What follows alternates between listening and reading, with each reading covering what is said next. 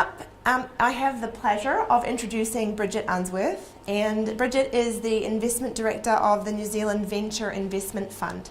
So the NZVIF invests with venture capital funds alongside angel investors to support New Zealand technology companies with startup and growth capital.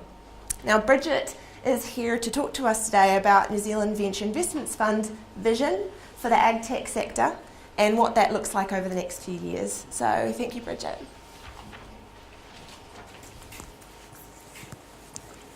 Thank you very much, Rachel, for that introduction, and thank you, Peter, for the opportunity to speak to you all. So I thought I'd start off with actually explaining what New Zealand Venture Investment Fund does, and more specifically what the Seed Co-Investment Fund does, as I imagine there are some people in the room who don't actually know what we do and the role we play in this space. So we are a government organisation. We have 300 million under management, split between two funds. The first fund is the Venture Capital Fund, and that has 250 million under management, and that is a passive investor into established VC funds, generally at the early expansion or expansion stage of a company's life cycle, and they become an LP in the venture capital fund in which they're investing.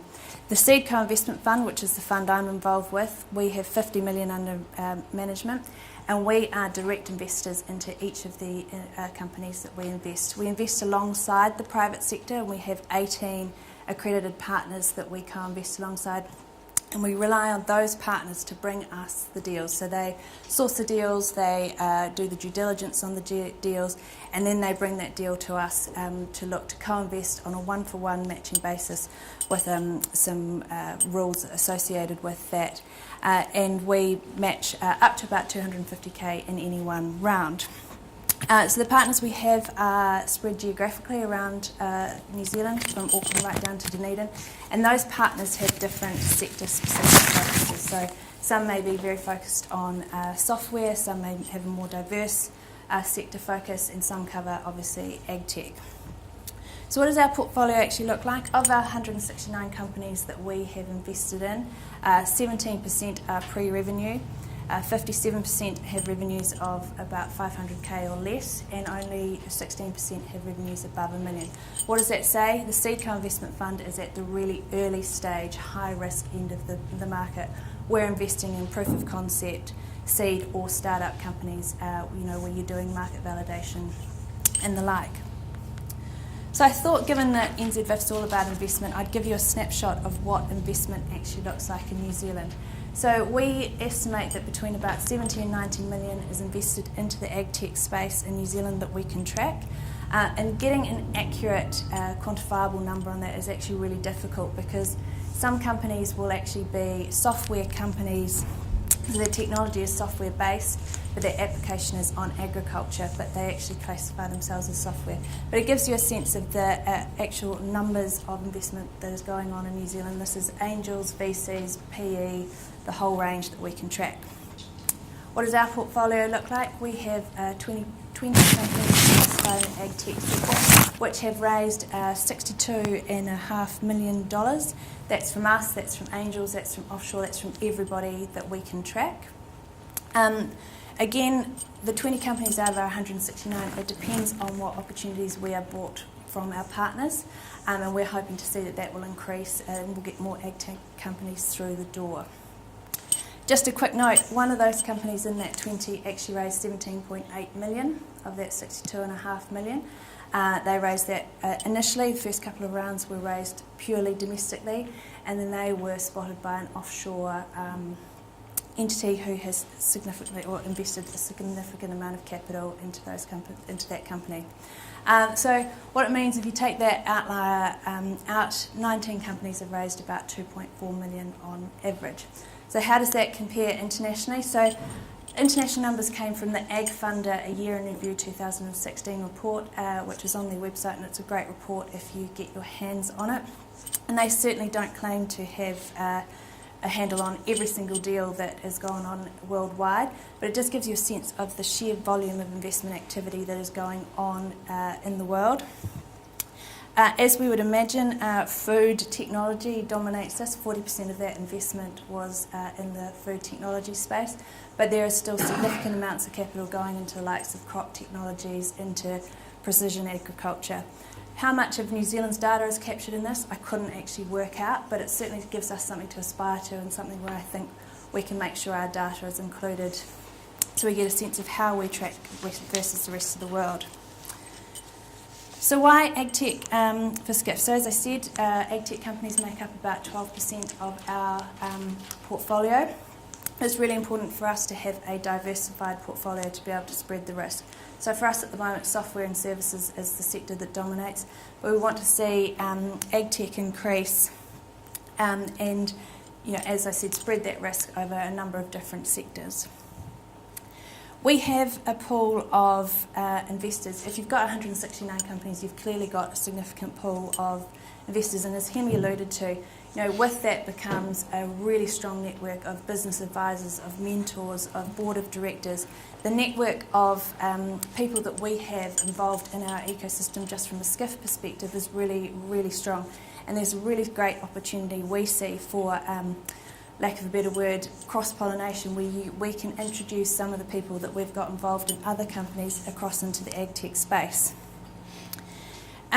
The government has a goal of doubling primary industry exports to 64 billion by 2025, and to do this there needs to be a significant focus on capital and on resources. Obviously capital is the most, the key goal. You need to attract the capital into these investments, but it's also about supporting the innovation and the people behind the innovation of these companies and helping to foster the continuous growth of evolution of these companies to achieve that goal. There is already significant levels of existing investor activity in this space, but it's about attracting new capital, and I see SCIF, given that we've got the one-for-one matching ability, we provide a really strong role in being able to attract new capital to the market at a slightly de-risked opportunity, given that we match dollar for dollar. What's the impact for SCIF going forward over the next few years? So the New Zealand Venture Investment Fund and the Seed Co-Investment Fund is currently under review. So there's not a lot I can talk about yet because we haven't had official decisions on it. But there are 2 points I would really like to highlight that we are considering. One is we have a $750,000 cap in any one company. And when you make an investment into a company, if it's a really good company, you want to be able to follow that company through growth. And AgTech companies are not unique in needing significant amounts of capital when they get to Series A, Series B, etc. And it's really important that we are able to support and fund those companies through their life cycle to help them achieve what they would like to achieve or where they need to go. We're also limited in only being able to invest in opportunities that are brought to us by our co-investment partners. So there are 18 partners spread around New Zealand. Not all of them have an AgTech focus. And so what we would really like to see is an opportunity to be able to co-invest alongside good professional investors who are seeing opportunities in AgTech as well as other sectors that we could co-invest alongside, as I think we're missing out currently on a significant portion of the market. Previously we've had within the team, we've had no sector specific focus. We are sector agnostic, we do remain sector agnostic, we do rely on the private sector to bring us deals, but we did identify that there was a really strong opportunity for us to identify key people within our team to take a more specific focus on particular sectors. AgTech was one of those. So it gives us an opportunity to understand all the activity that's going on in the space, to understand who the key players are in the space, to understand what's going on in the rest of the world, and to make sure that our role in the ecosystem from an investment perspective is the best it possibly can, given the role that we can play in the market. I think given we're a government organisation, there is also a really good strong possibility for us to work much more collaboratively together to identify mutual strategies that we're all working on for the better of the AgTech industry and make sure that we are really aligned and supporting each other in achieving those objectives, which we possibly haven't done so well to date. The other point is the NZVIF approach, and Kevin sort of touched on this. I think, we are an immature sort of ecosystem in terms of what we can achieve, and we've done some great stuff, don't get me wrong, but I think we can do a lot better. and create a really vibrant New Zealand ecosystem around AgTech, where we become the New Zealand leaders in how we do it, and then becomes something the rest of the world looks to for AgTech innovation opportunities.